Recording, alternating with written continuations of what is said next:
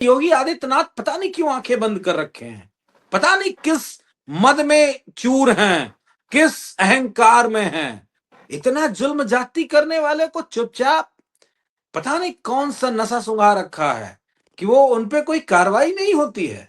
अरे किस तरह कहा जाए, कोई सैनिक अपना वीडियो बना के दे रहा है, योगी आदित्यनाथ जी थोड़ा सा एक इंच मात्र बाल की नोक के बराबर भी आप अगर सोच लोगे तो आपकी रूह कांप जाएगी कि आपके सजातीय पूरे उत्तर प्रदेश को लूट चुके हैं, लूट रहे हैं नहीं, लूट चुके हैं। मेरी बात का पाठक जी बहुत इत्मीनान से सोचिएगा, लूट चुके हैं। अब तो ओवर हो गया, नाक के ऊपर पानी निकल गया, तब आदमी सामने आ रहा है। अभी तक तो 9 सालों से व्यक्ति डर रहा था, बोलने की हिम्मत नहीं जुटा पा रहा था। उन्हें लग रहा था कि अभी तो योगी आदित्यनाथ का सजातीय है, मेरा एक प्लॉट कब्जा कर रहा है, मेरे एक प्लॉट के साथ वो गलत कर रहा है, अगर ज्यादा करूंगा तो हो सकता है मेरे गांव के बुलडोजर, गांव पे भी बुलडोजर चल जाए और हो सकता है मुझे जान से भी हाथ धोना पड़ जाए। ये स्थितियां हैं, मुकदमा लगा के जेल में ठुसवा दिया जाएगा। मैं आपको बताऊं, कल ही मैंने एक वीडियो डाला था, आप लोगों ने उस पर संज्ञान नहीं लिया। एक महिला है चौक की, उसके साथ बीजेपी के कोई अनुराग मिश्रा अन्नू करके पार्षद है चौक के, उनके गुर्गों ने, उन्होंने किस तरह उसके साथ बदतमीजी की। उसने अपना बयान दिया, उत्तर प्रदेश के पुलिस को, डीजीपी को, योगी आदित्यनाथ जी को, सबको मैंने सोशल मीडिया पे उसके बयान सहित वीडियो डाला। बताओ क्या इंसाफ उसके साथ हो गया, क्या संज्ञान लिया उत्तर प्रदेश की पुलिस ने? कौन संज्ञान ले रहा है? अरे उत्तर प्रदेश के लोगों, ये जान लो कि आजादी के बाद अब तक उत्तर प्रदेश में ऐसी क्रूर सरकार है जो अब तक कोई भी सरकार नहीं रही होगी कि आप बड़ी से बड़ी घटना हो जाए, किसी भी बेटी के साथ छेड़छाड़ हो जाए, किसी भी सैनिक के साथ उसका प्लाट कब्जा कर लिया जाए, किसी के साथ भी अत्याचार कर लिया जाए, किसी भी अधिकार, कोई भी अधिकारी लूट तंत्र मचा दे, पत्रकारों पे एफआईआर करवा दे, लेकिन ये योगी आदित्यनाथ की पुलिस कि कान पे जूं तक न रेंगता। आप सोच लो कितना बड़ा इनका शरीर है कि इनको तकलीफ, कष्ट, लोगों की बेबसी, लोगों के साथ जो अन्याय अत्याचार नहीं दिखता है। तो मैं तो इतना कहूंगा, मैं तो इस शासन तंत्र व्यवस्था से हार चुका। मैं नहीं इनसे उम्मीद करता, मैं तो भगवान के यहां प्रार्थना करता हूं कि उत्तर प्रदेश के मुख्यमंत्री, कैबिनेट मंत्री, अधिकारी, मुख्य सचिव, सचिव, प्रमुख सचिव, आईजी, डीआईजी, जो जो भी अन्याय कर रहा होगा, ईश्वर इनके ऊपर सोटा चलाना, ऐसा सोटा चलाना कि इनको दिन और रात दोनों नींद ना आए। मैं ईश्वर से प्रार्थना करता हूं, दिन रात करता हूं, क्योंकि जो कहते नहीं कि सारे लोगों से जब हार हो जाए तो ईश्वर की शरण में चले जाना चाहिए। और इन अत्याचारियों को, इन आतंकियों को, इन उत्तर प्रदेश की जनता, पीडीएस समाज पे अत्याचार करने वालों पे, जिन जिन लोगों ने अत्याचार किया है, उसको कर्म भोगने पड़ेंगे और बुरे कर्म भोगने पड़ेंगे। जी नहीं, ये जो मतलब सवाल इसका नहीं उठता है, ये खबरें आती रहती हैं कि ईडी का छापा पड़ा, तमाम चीजों की बात होती है, लेकिन कार्रवाई होती कुछ दिखती नहीं है। मनोज जी बात समझिए, आप क्यों लॉ कार्रवाई एंड ऑर्डर करेंगे? की हैं? क्यों कार्रवाई करेंगे वो?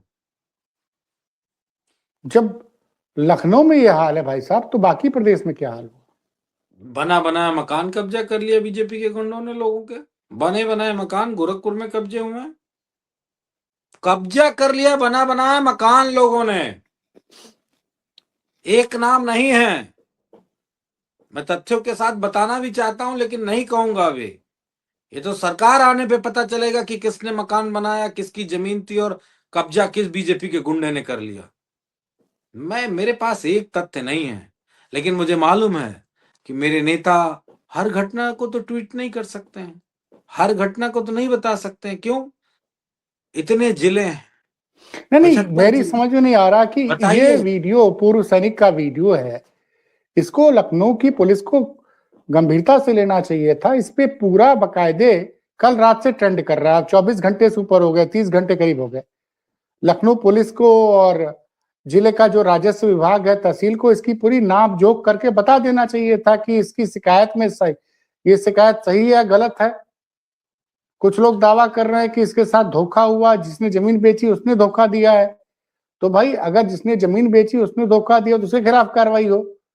लेकिन इस तरह की बात एक पूर्व सैनिक कर रहा है जो कि लद्दाख में पोस्टेड रहा है। अगर सेना वालों के आरोपों की जांच करने में उत्तर प्रदेश के प्रशासन को 30-30 घंटे लग जाते हैं, तो सोचिए फिर क्या बोला जाए भाई साहब। देखिए, मैं एक बात आप जानता हूँ कि जिस व्यक्ति के साथ धोखा हुआ है, अगर वो एक आर्मी मैन है, एक सोल्जर है, तो अगर उसने धोखा कर दिया तो क्या होगा देश के साथ? कल्पना करके देखिए। कल्पना करके देखिए, आपने कहा ना योगी नाजी अरे जहाज नहीं हम और उड़ा आप इस पाएंगे वक्त तो। बैठ के इसलिए बात कर रहे हैं मनोज जी कि सरहद पे हमारा जवान जो है ना अलर्ट है। नहीं तो हाँ, हमने वही तो देखा मैं ना कह रहा हूँ। कि दुनिया का सबसे बड़ा माइनस गुंडा, माइनस दुनिया का जो 25 सबसे बड़ा डिग्री। गुंडा है आज की डेट में अमेरिका का डोनाल्ड ट्रंप। अब सोचिए कि एक देश के राष्ट्रपति को उसके राष्ट्रपति आवास से मतलब उठा के लेके चले जाते हैं जैसे वो आतंकवादी वगैरह हो, और पूरी दुनिया खामोश है। तो निश्चित ही पाठक जी, जो बात आप सवाल उठा रहे हैं, वो जो एक सुकून है, जो हम एक कंफर्ट जोन में रहते हैं, वो हमारे सोल्जरों की बदौलत होता है। लेकिन ये वही लोग हैं जो 40 से ज्यादा जवान शहीद हो जाते हैं और उनकी शहादत पे ये भिखारियों की तरह जनता के बीच में जाकर उनकी शहादत को भुना लेते हैं और सत्ता में बैठ जाते हैं। ये वही तो लोग हैं। क्या इनसे आप उम्मीद कर सकते हो? क्या उम्मीद कर सकते हो? इतनी घटिया सोच क्या कोई सरकार हो सकती है क्या, कि अपने शहीद सैनिकों की मिट्टी, उनकी शहादत को सत्ता के लिए परिवर्तित कर दें? इस तरह की सोच के बहुत कम लोग देश में हैं, और जो हैं वो आरएसएस से ट्रेनिंग लेके आए हैं कि मौतें कितनी भी हो जाएं, किसी की भी हो जाएं, उन्हें सत्ता से प्यार है। उन्हें कोई फर्क नहीं पड़ता कि सत्ता किस तरह हमें मिली। उन्हें फर्क इस बात से पड़ता है कि सत्ता अगर नहीं रही तो हम लूटेंगे कैसे। एक सैनिक के साथ अत्याचार आपने वीडियो डाल दिया, बहुत सारे ऐसे सैनिक हैं। नहीं हो वो तो सकता है बता रहा उस है कि हम सैनिक के 4-5 साथ भी फौजियों ने, प्रॉब्लम हो। भाई मेरा कहना कि अगर कोई आदमी आरोप लगा रहा है तो और वो पूर्व सैनिक आरोप लगा रहा है तो इस आरोपों की प्राथमिकता के आधार पर जांच होनी चाहिए, उसके कागज चेक करनी चाहिए अगर वो, और उसका कब्जा तुरंत हटवाना चाहिए भाई। ये एक और आपकी सेना, सोच हो सकती है पाठक जी, सरकार की नहीं। आप न्यायप्रिय व्यक्ति हैं। आप एक कुशल पत्रकार होने के साथ साथ एक अच्छा इंसान, अच्छे व्यक्तित्व के धनी व्यक्ति होंगे, इसलिए आपकी ऐसी सोच है। न्यायप्रिय सोच के व्यक्ति होंगे, इसलिए आपकी ऐसी सोच है। जिसकी सरकार में मुखिया से लेके और गांव का मुखिया तक बेईमानी करने पे उतारा हो, लोगों की जमीन कब्जाने पे उतारा हो, पीडीए समाज के लोगों की गांव पंचायत की जमीन जहां वो अपना खेत खलिहान का काम करते हैं, जहां उनका गाय का गोबर फेंका जाता है जिसको घूर कहते हैं, और जहां उनकी परती की जमीनें पड़ी उस पे सब कब्जा किया जा रहा है आरएसएस के लोगों के द्वारा। ये आप कोई नई घटना थोड़ी नहीं है, तो पूरी तरीके से योगी आदित्यनाथ ने लगातार जब ये कहा कि मैं उत्तर प्रदेश से भू माफियाओं को खत्म कर दूंगा, तो उसका मतलब था कि पीडीए के लोगों के पास जो जमीनें हैं उसको मैं खत्म करके आरएसएस और बीजेपी के लोगों को दे दूंगा, ये मतलब था उसका।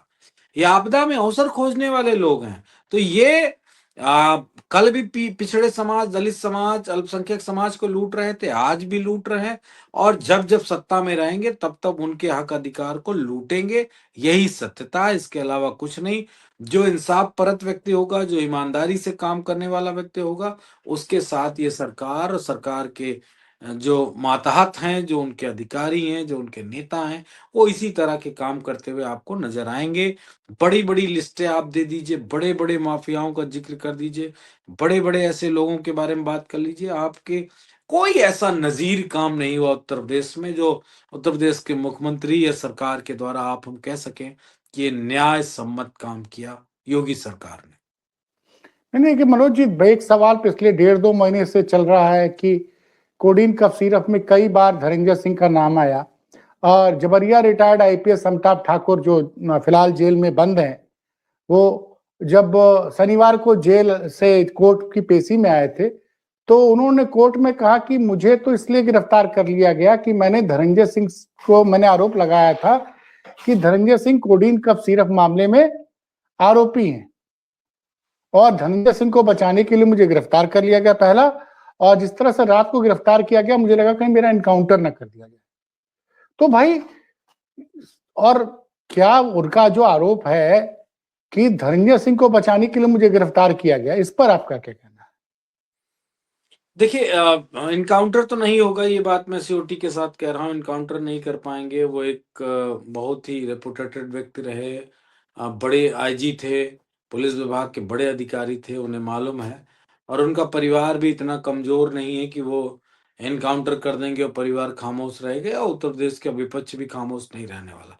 लेकिन इतना सत्य है, उन्होंने सिर्फ धनंजय सिंह का नाम नहीं लिया था, एक शायद कोई और बड़े पुलिस के अधिकारी हैं, उनकी भी संलिप्तता की बात मेरे ख्याल से कहीं से उठ रही थी। तो जाहिर सी बात है, वो बेबाक अंदाज वाले व्यक्ति हैं। हमारी भी सरकार में सरकार के खिलाफ वो सड़क पे बैठ गए थे, आपको याद होगा, वो वीडियोस याद होंगे। हमारी सरकार ने तो उन्हें गिरफ्तार नहीं कर लिया था, हमारी सरकार ने उनको जेल में तो नहीं भेज दिया था, वो तो मुख्यमंत्री के खिलाफ धरने पे बैठ गए थे। आप सोचो, आज की हिम्मत है। अभी तो एक माफिया के खिलाफ उन्होंने आवाज उठाई तो उनको गिरफ्तार करके जेल में भेज दिया गया। अगर वो कहीं उत्तर प्रदेश के मुख्यमंत्री योगी आदित्यनाथ के खिलाफ सड़क पे बैठ जाए तो उनका क्या हाल किया जाएगा, आप कल्पना करके देखो। हाँ, तब ये बात हो सकती है कि मुख्यमंत्री योगी आदित्यनाथ के खिलाफ बैठने वाले जबरिया रिटायर आईपीएस की इनकाउंटर कर दी जाए, तब हो सकता है। लेकिन आप सोचो कि एक सरकार ऐसी थी उत्तर प्रदेश में जो सबकी बात सुनती थी, जो सबके कष्ट नहीं तो धनंजय को सिंह से समझती थी। पूछताछ क्यों नहीं हो रही है? मेरी समझ नहीं आ रहा कि इतने लोग आरोप लगा रहे हैं, पूछताछ भी नहीं हो रही है। अगर यही आरोप किसी विपक्ष के नेता पे लगते तो फिर देखिए, आपको मैं एक बड़ी बात बताने जा रहा हूं। योगी आदित्यनाथ को एक नाग फांस ने पूरी तरीके से फांस लिया। ये बात आपको उत्तर प्रदेश की किसी भी विमर्श में नहीं सुनने को मिलेगी, और मैं आपको बता रहा हूं, योगी आदित्यनाथ को जो नागफांस में फांसा गया है वो ये है, ये कह सकते हैं वो फंस गए। उन्हें इस बात का गुमान हो गया है कि उत्तर प्रदेश का ही नहीं, पूरे देश का क्षत्रिय समाज उनको अपना नेता बना बैठा है, मान बैठा है। तो जाहिर सी बात है, अब योगी आदित्यनाथ जी इस बात को पूरी तरीके से आत्मसात कर चुके हैं कि अब वो पूरे देश के, उनकी जाति के वो नेता हो गए। तो उनका पहला धर्म ये बना है कि पहले तो अपने लोगों को, जो अपने लोग मतलब उनके सजाती हैं, उनको आर्थिक रूप से मजबूत करो। नंबर 2 पे उनके आपराधिक मुकदमों जो हैं उससे बचा के बाहर लाओ। सारी बातें आप कनेक्ट करते जाएंगे, आप जो भी मैं कह रहा हूं। तीसरी बड़ी बात है कि उनके सजातीय जो भी ताकतवर लोग हैं, अगर वो कहीं फंस रहे हैं तो उनको बचाया जाए। चौथी महत्वपूर्ण बात यह है कि उनको जितनी ज्यादा लिबर्टी दी जा सकती है उत्तर प्रदेश की पुलिस के द्वारा, प्रशासन के द्वारा, सरकार के द्वारा, वो दी जाए। अब इसके परिप्रेक्ष्य में मैं दो बातें कह देता हूं और पुष्टि अपने आप हो जाएगी। योगी आदित्यनाथ के सजातियों ने, के विधायकों ने बैठक की कोई कुटुंब करके, कोई क्या उस पे किसी तरीके की टिप्पणी हुई? क्या नहीं हुई। लेकिन आप जिस जाति से आते हैं, मैं जाति का नाम नहीं ले रहा हूं, आप जिस जाति में पैदा हुए हैं पाठक जी, और जिस जाति के उत्तर प्रदेश के बीजेपी के विधायकों ने बैठक की, तो उस पे पंकज चौधरी सरीके उत्तर प्रदेश के नव निर्मित जो अभी बने हैं अध्यक्ष प्रदेश के बीजेपी संगठन के, उन्होंने कितनी बुरी तरीके से लताड़ा उन विधायकों को और वार्निंग दी। तो आप सोचो कि योगी आदित्यनाथ का टेररिस्ट तरीके का है, ऐसे वो नागफांस में फंस गए हैं कि वो अब चाहेंगे भी तो कुछ नहीं कर सकते हैं, क्योंकि उन्हें इस बात का डर है। सत्ता वत्ता तो आती जाती रहती है, उन्हें इस बात का गुमान हो गया है, वो इस बात में फंस चुके हैं कि अब उत्तर प्रदेश का उनका सजातीय उनको अपना नेता मान बैठा है, और बाकी रक्षा मंत्री जी, फलाने मंत्री जी, धमाके मंत्री जी सब पीछे हो चुके हैं। तो अब वो, चूंकि इस देश की वो जो भी प्रतिशत आबादी है, 3%, 4%, जितने भी परसेंट है मुझे मालूम नहीं, लेकिन जितनी भी है वो तो मोदी जी जब जाति जनगणना कराएंगे तो पता ही चल जाएगा। तो वो बड़े ताकतवर लोग हैं, वो बड़े पैसे वाले लोग हैं, वो संपन्न साधन व्यवस्था वाले लोग हैं। तो योगी आदित्यनाथ जी अब इसी वजह से, चाहे वो धनंजय सिंह ए हो, चाहे कोई ब्रजेश सिंह बी हो, या कोई C D E F G H I J K L M N O P Q R S T W X Y Z हो, बस सजातीय होना चाहिए, उसको योगी आदित्यनाथ जी बचाएंगे, बार बार बचाएंगे, क्योंकि वो उस अपनी जाति के नेता अपने आप को मान चुके हैं। मैं भी हो सकता हूं उनके समाज ने भी उनको नेता एक्सेप्ट कर लिया हो। तो आप किसी धनंजय सिंह पे, किसी ब्रजेश सिंह पे, किसी चंचल सिंह पे, किसी विनीत सिंह पे कार्रवाई करते हुए ना तो कल आप पाए जाएंगे, ना भविष्य के भी गर्त में, जब तक योगी आदित्यनाथ हैं तब तक ऐसी कार्रवाइयां नहीं होंगी। ये निचोड़ आपको, ये परिभाषा आपको, इस तरह विश्लेषण आपने आज तक सुना नहीं होगा। सजातियों का समर्थक वो क्यों है, ये बात आज मैंने आपके चैनल के माध्यम से उत्तर प्रदेश की जनता को बता दिया। हाँ, एक पॉइंट रह गया, वो भी बता दे रहा हूं। जो उत्तर प्रदेश में पूरा सिंडिकेट चलता है, वो बात बड़ी महत्वपूर्ण है, उत्तर प्रदेश की जनता को जानना चाहिए। जो उत्तर प्रदेश में खनन है, जो उत्तर प्रदेश में ओवरलोडिंग है, उत्तर प्रदेश में जो पूरी तरीके से उसूली है, उन सब का बड़ा जो हिस्सेदारी है वो उनके सजातियों को है, और उस सजातियों की तरफ से योगी आदित्यनाथ जी को एक बड़ा अमाउंट उनके मठ तक पहुंचाया जाता है हर महीने। ये बात मैं बड़े पुख्ता सबूतों के साथ कह रहा हूं, क्योंकि वो सबूत किसी पत्रकार ने बताए हैं कि जब योगी आदित्यनाथ जी 2017 में उत्तर प्रदेश के मुख्यमंत्री बने, तो उनके अकाउंट, यानी कि उनके गोरखनाथ के ट्रस्ट में, गोरखनाथ मंदिर के ट्रस्ट में मात्र 11 करोड़ रुपए थे, जो विगत 9 सालों में अब 800 करोड़ के आसपास हो गया है। जाहिर सी बात है। मतलब चलिए, ये तो जांच का विषय है, मैं इस पे कोई कमेंट नहीं करूंगा। बस एक लाइन में एक छोटा सा जवाब चाहूंगा। आजकल अखिलेश यादव अच्छे भविष्यवक्ता बन गए हैं। मतलब नहीं, मैं बता रहा हूं, उन्होंने मुझसे सितंबर 2023 में कहा था कि सितंबर 2023 में कि जनता बीजेपी से बहुत नाराज है, लोकसभा चुनाव में हराएगी। वो भी सच साबित हुआ। पुलिस भर्ती परीक्षा का जब पेपर लीक हुआ तो उन्होंने कहा कि हर लोकसभा में भाजपा को 50 लाख वोट कम होंगे। वो भी भविष्यवाणी सच साबित हुई। जब लगातार ब्राह्मणों को चेतावनी दे रहे थे नए नवेले अध्यक्ष जी, तो अखिलेश जी ने एक ट्वीट किया था 29 दिसंबर को दिन में 3:21 कहा, और लिखा था कि जो पार्टी पर्ची और मर्जी से चलती है उसमें लोगों को ज्यादा नहीं बोलना चाहिए, क्योंकि यहाँ पूरी की पूरी कैबिनेट बदल दी जाती है। समझिए, जो पार्टी पर्ची और पर्ची से चलती है, पर्ची और मर्जी से चलती है, वहां बहुत ज्यादा नहीं बोलना चाहिए। और एक सबसे प्रतिष्ठित समाज को धारावाहिक के रूप में रोज रोज अपमानित नहीं करना चाहिए। वो ये ना भूले कि यहां पूरी की पूरी कैबिनेट बदल दी जाती है। और आज दिन में योगी आदित्यनाथ, केशव मौर्य और ब्रजेश पाठक तीनों को दिल्ली तलब किया गया था, और एक फाइल लेके योगी जी मोदी जी के सामने उपस्थित हुए थे। और जो फोटो पीएमओ में रिलीज की हुई है कि मोदी जी को समझा रहे हैं और योगी जी के चेहरे पर तनाव दिख रहा है।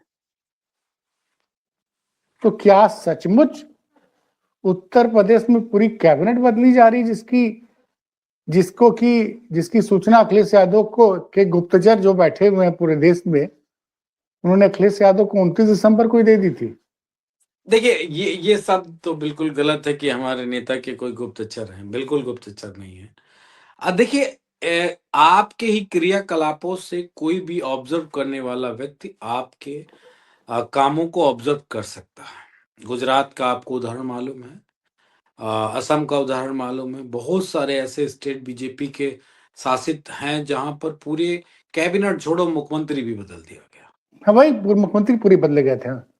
ठीक, तो जाहिर सी बात है हमारे नेता ऑब्जर्व करते हैं और पढ़े लिखे हैं, दुनिया को समझते हैं, उनका बॉडी लैंग्वेज, उनका ह्यूमर, उनके जो सोच है, जो उनकी हाजिर जवाबी है, जो उनको हर बात को पिक करके जवाब देने का उनकी जो शैली है, वो एक साधारण इंसान के अंदर नहीं हो सकती। वो ऐसे ही व्यक्तित्व के अंदर होती है जो बड़े दिल, बड़ी सोच और बड़ा मन करके राजनीति करता है। जाहिर-सी बात है वो इन सारी चीज़ों को नोटिस कर रहे हैं कि उत्तर प्रदेश में क्या होने वाला है, किस तरह होने वाला है। मैं नहीं जानता और मेरे ख्याल से समाजवादी पार्टी भी ये बात नहीं जानती, लेकिन योगी आदित्यनाथ एक मजबूत मुख्यमंत्री हैं, इसमें दो मैं इस बात से कोई ना इत्तेफाकी नहीं रखता। योगी आदित्यनाथ जी को हटाना नरेंद्र मोदी और अमित शाह जी के बस की बात नहीं है। ये बात मैं बहुत ज़िम्मेदारी से कह रहा हूँ। बिल्कुल है, वो नहीं हटा पाएँगे क्योंकि आरएसएस योगी आदित्यनाथ जी के साथ पूरी तरीके से खड़ा हुआ है। ये बात आपको भी पता है, मुझे भी पता है, सबको पता है। और योगी आदित्यनाथ एक बहुत उच्च दर्जे के कलाकार हैं, इसमें भी अब किसी को कोई अत्युक्ति नहीं है। चूँकि उनकी भाव-भंगिमा, उनके उस परिदृश्य को लगभग-लगभग झलकाती हुई और चित्रण करती हुई नज़र आती है। मुझे याद है 2024 का लोकसभा चुनाव खत्म होने के बाद सेंट्रल हॉल में जिस तरीके से योगी आदित्यनाथ जी बैठे थे और जिस तरीके से वहाँ सारी परिस्थितियाँ हो रही थी और वो मतलब एक तरफ देश के प्रधानमंत्री पूरी तरीके से अपनी नई सरकार बनाने की बात कर रहे थे, वहीं योगी आदित्यनाथ बड़े बेचैन से दिख रहे थे और उनके चेहरे की भाव-भंगिमा इस बात को प्रदर्शित कर रही थी कि हम बहुत परेशान हैं कि उत्तर प्रदेश हार गए, इस वजह से मोदी जी 400 पार नहीं कर पाए, इस तरीके से मोदी जी बहुमत की सरकार नहीं बन पाए। इस तरह का वो पूरा एक्टिंग करते हुए नज़र आए थे। तो ज़ाहिर-सी बात है वो एड़ा वाला पेड़ा वाला कुछ जो डायलॉग होता है उसी तरह के हैं कि उन्होंने बड़ी होशियारी के साथ, बड़ी कारगुजारियों के साथ लगभग 10 साल का टेन्योर मुख्यमंत्री के और खासकर लगातार उत्तर प्रदेश का पूरा कर लिया और इसी होशियारी के साथ उन्होंने 2-3 बार घुड़कियाँ दी हैं मौजूदा उत्तर प्रदेश के मुख्यमंत्री रहते हुए देश के प्रधानमंत्री को और बीजेपी के नेतृत्व को कि अगर मैं यहाँ से हटा तो सीधे मैं अपने मठ को जाऊँगा, ना कि दिल्ली जाऊँगा। ये घुड़की थी और घुड़की उन्होंने बड़े सहजता से, सरलता से हँसते हुए दे दी, चूँकि उनके कई रूप हैं। उन रूपों के बारे में आपको भी पता है, कुछ एक-आध चैनल हैं, एजेंसीज़ हैं, जिन्होंने उनके उस रूप को दिखा भी दिया है कि अगर कोई कैमरामैन माइक सही नहीं लगा पाता है, तो वो कैसे किस रूप में चले जाते हैं। ख़ैर, मैं ये बातें इसलिए कह रहा हूँ कि ठीक है वो सारी बातें हो सकती हैं, कैबिनेट बदली जा सकती है, लेकिन योगी आदित्यनाथ को बदलने की हिम्मत मौजूदा उत्तर प्रदेश के मुख्यमंत्री को उनकी गद्दी से हटाने की हिम्मत देश के खासकर बीजेपी के किसी नेता के अंदर नहीं है। ये मैं बहुत ज़िम्मेदारी से कह रहा हूँ और ये वक्तव्य तब तक पूरा रहेगा जब तक कि उनको समाजवादी पार्टी उत्तर प्रदेश में पटक के हरा नहीं देगी। पटकने से मेरा अभिप्राय 27 के चुनाव में। चलिए सर, बहुत सारी बातें हुई। फिर किसी विशेष चर्चा पर आपके साथ मुलाकात होगी। तब तक के लिए बहुत-बहुत धन्यवाद। ओके, धन्यवाद। नमस्कार।